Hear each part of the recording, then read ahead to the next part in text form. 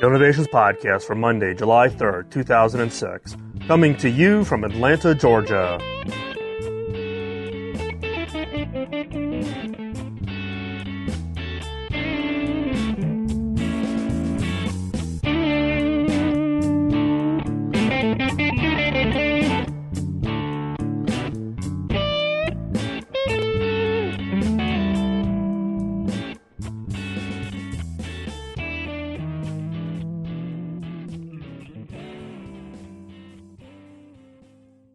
Hello, and welcome to the Kill Innovations Podcast. I'm your host, Phil McKinney.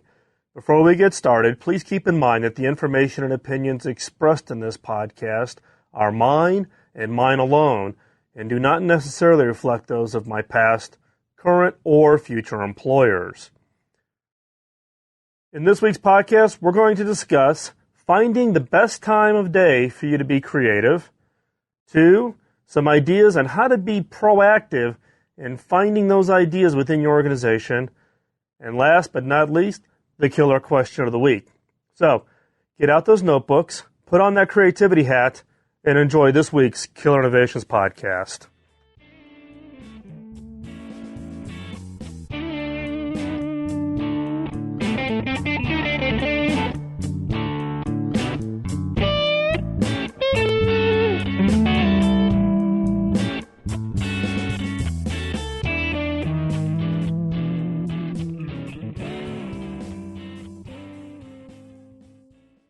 When is the best time of day for you to be creative? Are you a morning person? Do you wake up early? Or are you a late in the evening person?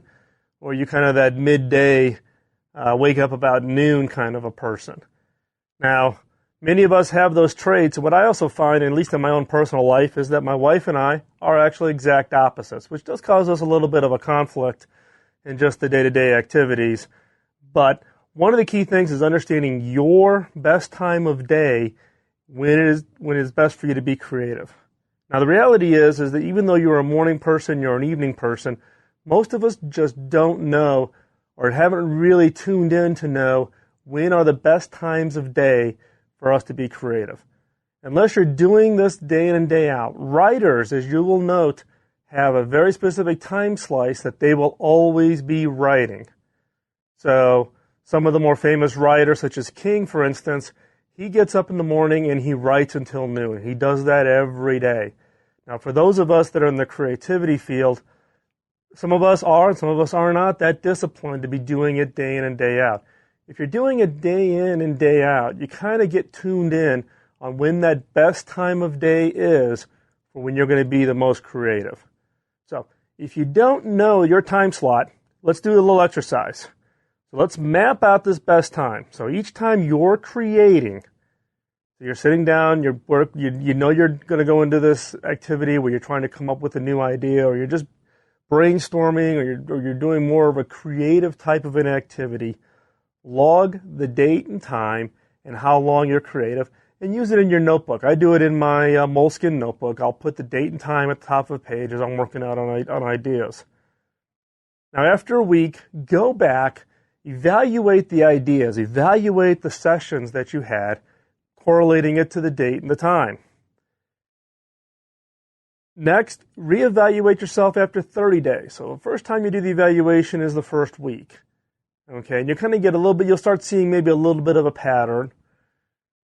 Try to then use that pattern to find the best time slot. So if you're seeing activities where it's consistently a certain time of day, that you're being creative and that time slot is turning out some really good ideas, try to be creative in that time slot for the remaining 3 weeks of the month. Don't be so constrained to only being creative at that time, but start to focus in on the patterns that you're seeing and seeing if the quality or the depth or the amount of time that you're able to be creative at a sustaining length of time is better. So again, reevaluate for 30 days. You should see a clear pattern at the end of 30 days. That is if you're doing creativity every day. If you're only doing really a creativity activity once a week, it's kind of hard to get a pattern. And as you've heard me in the previous podcast, creativity is not a gift from God. It's not something that's bestowed on some and not on others. Every person listening to this podcast can be more creative. It's a skill, just like any other skill. You can learn it, you can practice it, and the more you practice, the better you will be. So here's an activity for the next 30 days. Be creative every day. Log that creativity and see if you can find the patterns on the days that you're most creative and a time slice that fits into. Now, you need to make this a priority. This isn't a thing where you can do it Monday and Tuesday and then skip it on Wednesday. You're not going to find the pattern. So make it a priority. Now, for those of you who want to cheat and want a one-size-fits-all set of guidelines, I'm going to give you some guidelines that I have found, and it's been published in other places, if you're a morning person or a night owl. So these are kind of the time slices that tend to work if you're a morning person or a night owl. So first up, let's talk through the morning person. Morning persons typically wake up about 5:30, 6 o'clock. First 30 minutes out of bed, let's say 5:30 to 6, not a very good time. You're just coming out of that sleep phase. 6 to 8 a.m. is the best time for being creative. 8 till about 12:30 is the best time for problem solving. 12:30 to 2:30 is a bad time. It's really a bad time to try to do any kind of a concentrated effort. 2:30 to 4:30 is really actually a very good time for problem solving. 4:30 to 8 that's the time to rejuvenate. What I mean by rejuvenate here is this is the time when you're feeding yourself, your conscious and your subconscious. Reading, doing brain exercises, as I've talked about in previous podcasts. You got to keep active. You got to continue to exercise the brain. It's a muscle like everything else. Or you're doing some kind of other artistic exploration. Write that great American novel, paint a picture, play an instrument, record a song. This is the time you're doing this. This 4:30 to 8 is that's rejuvenation time, and it's critical because that's actually preparation time to feed your creativity. 8 to 10, bad for concentration. You're kind of winding down for the day, and then you're in bed by 10 o'clock. So again, for the morning person, waking up at 5:30, 5:30 to 6, not a good time. The best time for creativity, 6 a.m. to 8 a.m. From 8 to 12:30, it's a great time for doing problem solving. 12:30 to 2:30, it's bad overall and very bad for concentration. 2:30 to 4:30, it's another good time slice for problem solving. 4:30 to 8, that's when you rejuvenate. You rejuvenate the brain. 8 to 10, that's a bad time. You're kind of winding down for the day, and you're in bed by 10 o'clock. So that's for the morning person. For those night owls, waking up at about 8 o'clock, so 8 to 10 is really a bad time for concentration. 10 to noon is the best time slice for creativity. Noon to 1 is really a good time for problem solving. 1 to 3 is a bad time for anything that involves concentration. 3 to 6 is your rejuvenation slice of time. Now keep in mind that's reading, doing some kind of artistic expression, doing puzzles, brain exercises. 6 to 11 is a good time for problem solving. 11 to midnight is a bad time for concentration. You're winding down for the day. And bedtime is at midnight. So again, if you're a night owl, 8 a.m. wake up, 8 to 10, bad time. 10 to noon is the perfect time for creativity. Noon to 1 is a good time for problem solving. 1 to 3 is not a good time. It's not a good time particularly for concentration. 3 to 6 is the rejuvenation slice. 6 to 11 is good for problem solving. 11 to midnight is a bad slice for concentration, and bedtime by midnight. So if you look at the morning person and the night owl person, morning, the best time for creativity is 6 to 8, and your rejuvenation slice is 4:30 to 8 p.m. For the night owl, your best concentration is 10 to noon, and your rejuvenation slice is from 3 to 6. Now, rejuvenating the brain is just as important as the creativity slice. Now, this may not be an exact fit for you. Now, however, it is interesting to note here when you look at this is that there's only 2 hours per day that are identified as good for creativity. Yet there's like 3 hours for rejuvenating the brain. So activities to feed the brain, you need to feed more into the brain than you actually are generating out as ideas and creativity. So it's that if you're not rejuvenating, if you're not feeding yourself, it's very hard for you to put out those creative ideas. But it is interesting to note that there's only 2 hours per day that are identified as good for creativity. So, are you using your best 2 hours?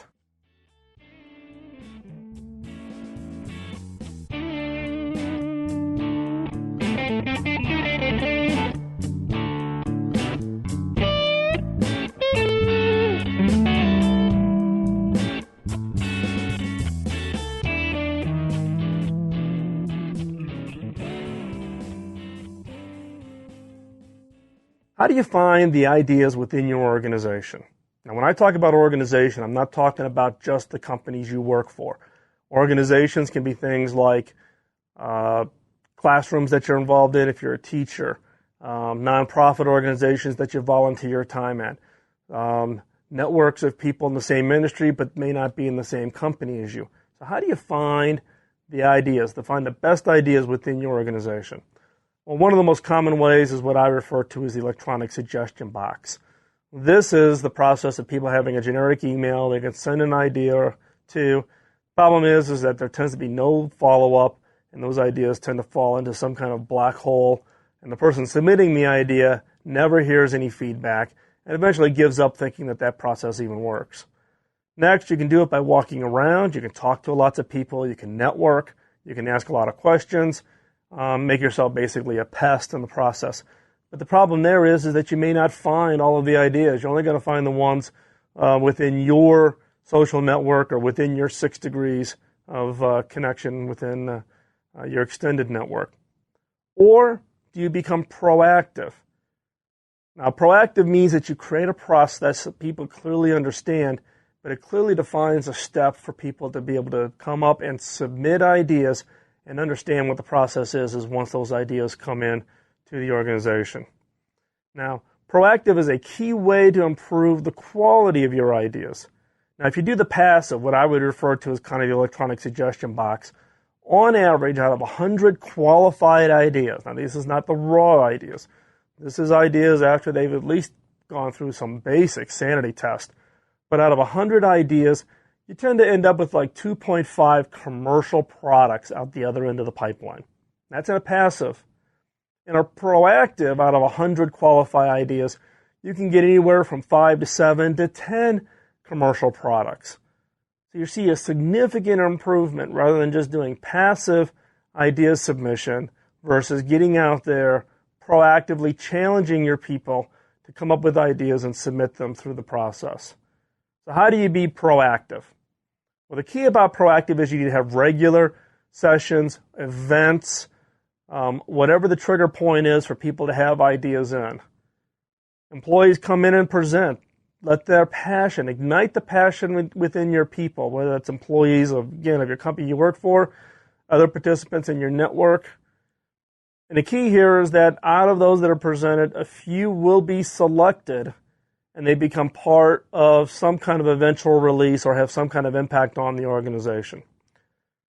Now, a lot of businesses do this in a variety of different ways, and I'm just going to give you a couple of examples. One is what's called the Yahoo Hack Day.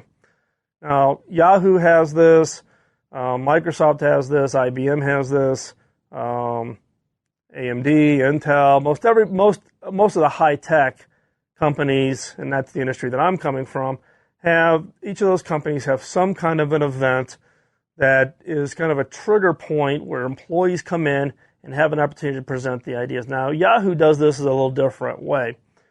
One is that it's a 24-hour period, and basically all regular work stops. All of the software developers move into developing, going from idea to prototype within 24 hours. Then they're given 90 seconds to show off what they did in the previous 24 hours. Now, there's trophies and little trinkets to give away. But more importantly, it's really around the bragging rights. Who is the hottest programmer who really came up with the coolest idea and did it all within 24 hours. And then ultimately, the dream of those developers is that really cool idea ends up as a future capability within Yahoo. Now, that's a closed system. It's being used within Yahoo, and at least in the companies in the high tech. I'm not that familiar with companies outside of high tech who may or may not have a similar process. But within the high tech arena, this is a fairly common activity from the standpoint of having days, whether it's event workshops or whatever they want to call it, but having some kind of a trigger point where employees focus for some period of time in the submission of their ideas to have those evaluated.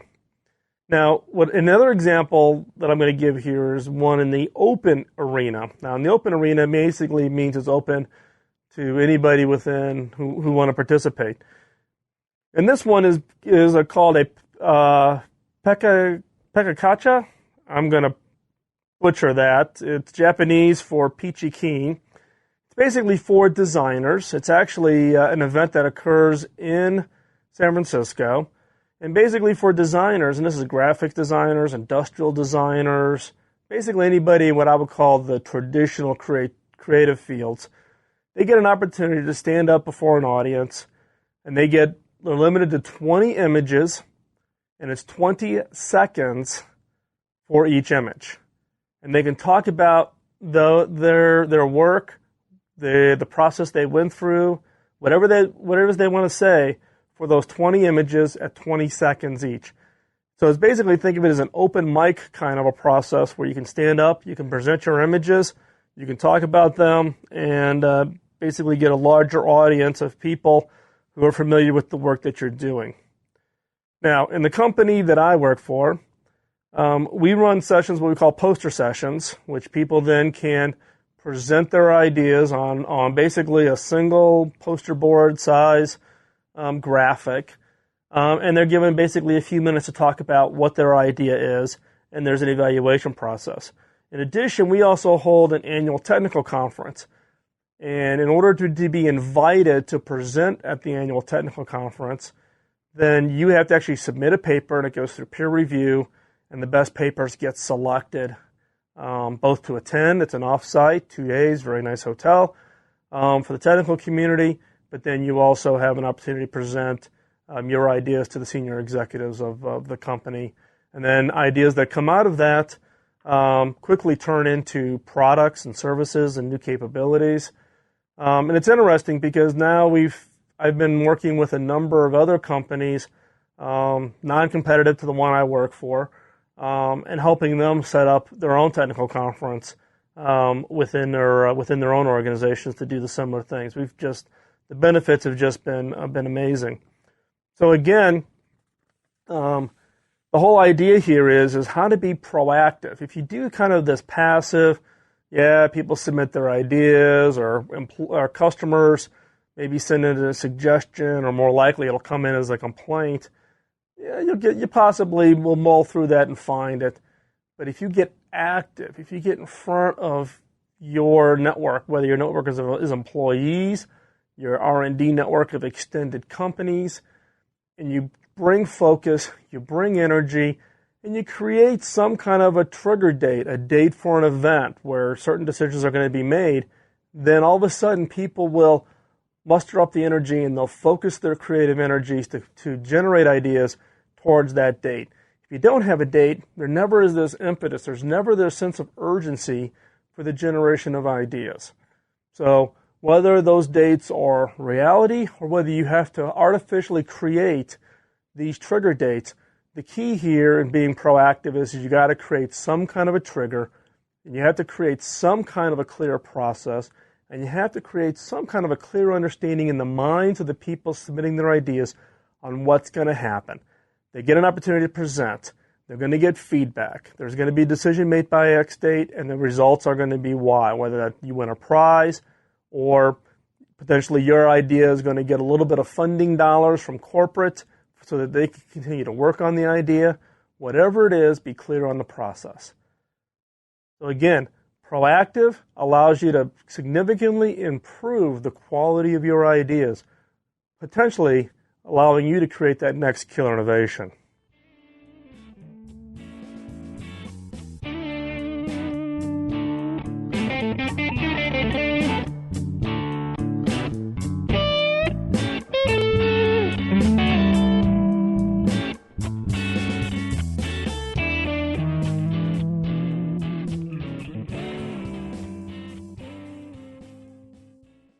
One area of innovation that's getting a lot of attention lately is around geography. New geographies, emerging markets. You've heard in the previous podcast talking about BRIC, or Brazil, Russia, India, China, Sub-Saharan Africa.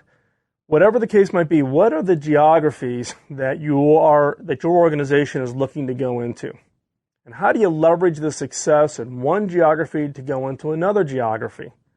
So, in this week's killer question, I want you to sit down and identify 2 or 3 geographies that you're not in, or that you're not being wildly successful. You may have a little bit of a presence, but it's not being widely successful.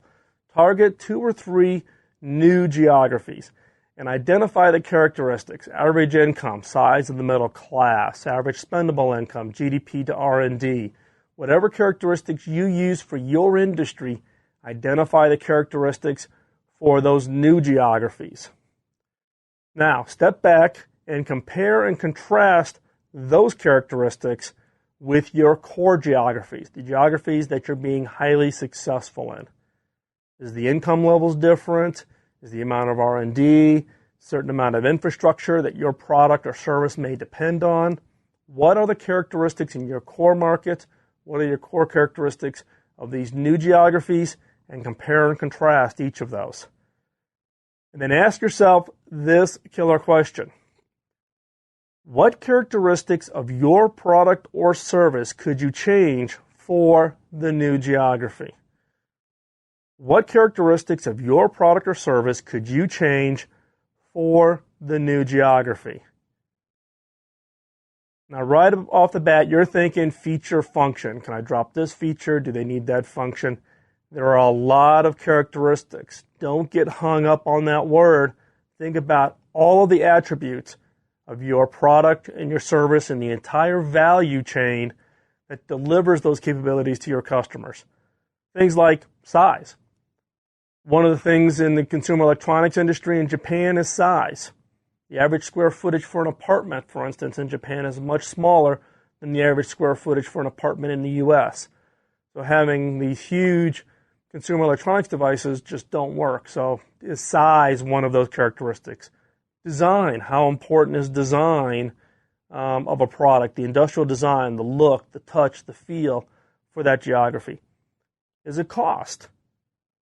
Is it just at the price, the willingness to pay for that price? Are there things you can do about price? Purchase method.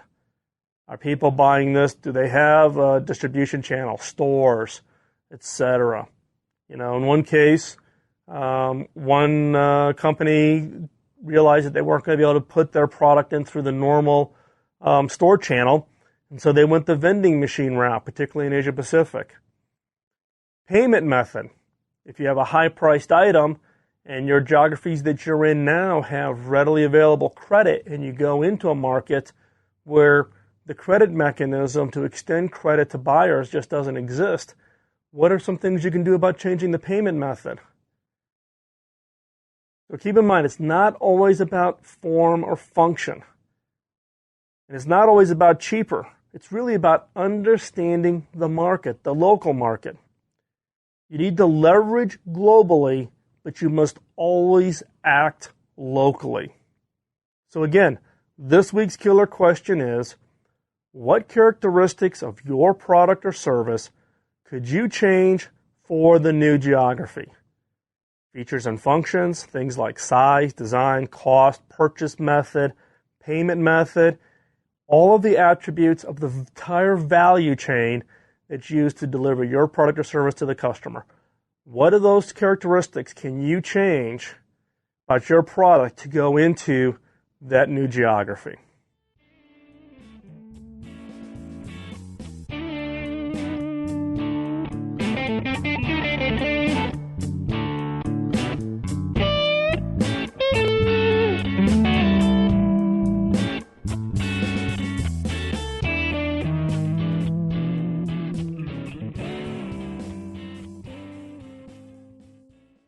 Once we've come up with an idea, the doubt begins.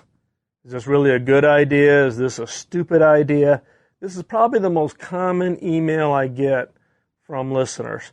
Listeners who have ideas, but then doubt their own ability to translate this into a product or service. So this week's closing comment comes from Ray Bradbury. If you're not familiar with Ray Bradbury, he's a very prolific science fiction writer. Actually, he's my wife's favorite science fiction writer, who has constantly struggled with doubts about his own ideas and his own writing. When asked about his creativity and his personal enemies, what are his personal blocks that prevents his own creativity, he said, "Don't think. Thinking is the enemy of creativity. It's self-conscious, and anything self-conscious is lousy. You can't try to do things. You must simply do things." So are you thinking or doing?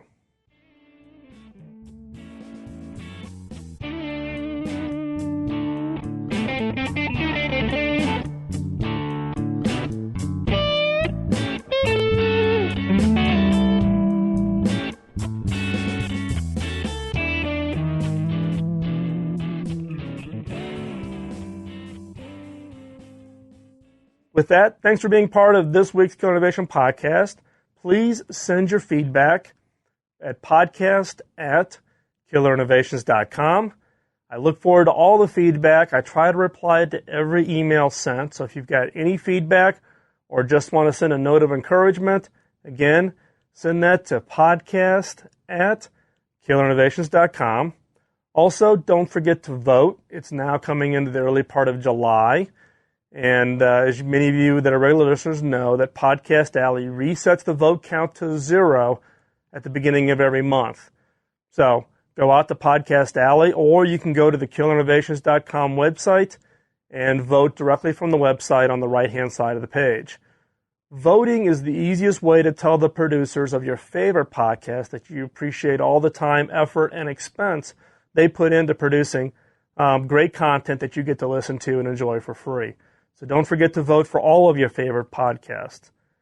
Also, we are getting ready to release the enhanced feed of the podcast for iPod listeners. Now, this only works with iPods. And basically, what one of the listeners has done is they've taken the podcast that I record, which I just record in straight MP3 files, with a bunch of editing and sound enhancement that I do to try to clean up the audio, given that I typically am recording these from hotels all over the world. In fact, I'm standing in the Marriott Residence Inn in Atlanta, Georgia right now, recording this podcast. Well, what the listener has done is they've taken the podcast, my podcast, then they have gone in and enhanced it with chapter marks. So if you download the enhanced feed, then listen to the podcast, you'll actually be able to skip through each of the sections of the podcast. Now, the number one request we get is around the killer questions. So with an enhanced feed, you can actually skip directly to the killer question of the week and re-listen to the killer question.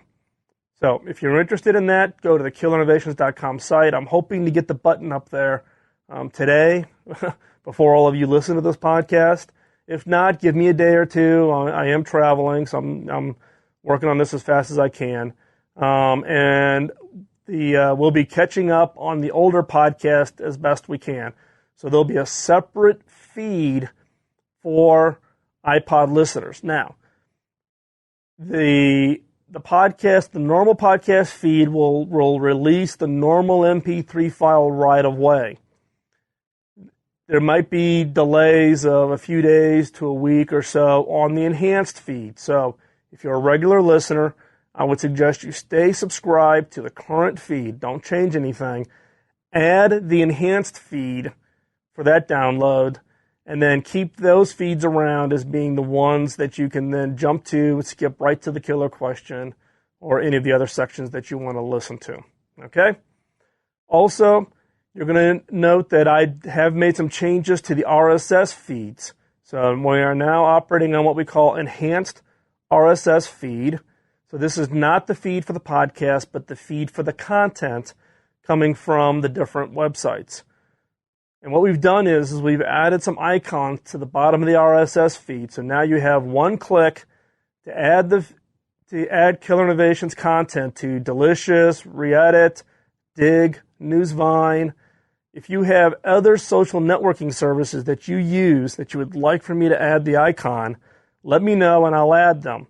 So this allows you then, just within the RSS feed, you don't even have to jump back to the website. You can just simply click that icon and tag and save and share that content within your social network. And basically, we're trying to make it as easy as possible for you to tag and share the content for yourself and for your social network. Also, we're going to begin working on a new promo for the Killer Innovations podcast. So between now and the end of August, you can send me either a script or an audio recording for a new 15 and 30-second promo for the Killer Innovations podcast. So this is your chance to get very creative. If yours is selected, we will award a prize. Now listen up, this is a very rare prize. What the prize is a set of Killer Question card deck. Now, only one deck is in existence today, and this is mine. Basically, I have taken my killer questions, and this is even before I started the podcast, and this is what I use when I run my workshop sessions for both the company I work for, but also for other companies. And this is a deck that I carry with me. Now, I'm going to print a second deck, and that's going to be the prize for the best promo.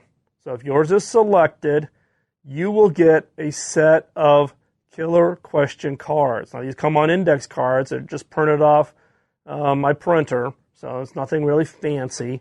But you do get a card deck with all of the killer questions, or I should say most of the killer questions, because I haven't updated the deck in a little while. So here's your chance. So get creative and send in your promo for the podcast. Now, if you don't want to do the audio recording, you just want to write out the script, that's fine too. We will accept typewritten scripts. We will accept full audio. And again, we're looking for two, a 15-second and a 30-second promo. And in fact, what I'll do is I'll make two card decks available. So the person who comes up with the best 15-second promo and the best 30-second promo, here's your chance to win an entire deck of the killer questions. So again, get your creativity hat on. You've got between now and the end of August, so you've got 60 days to come up with the best promotion. Thanks for listening. I should be back in California for next weekend, so it'll be coming to you from Sunnyvale next weekend. Again, send your feedback, and we'll talk to you next week. Bye-bye.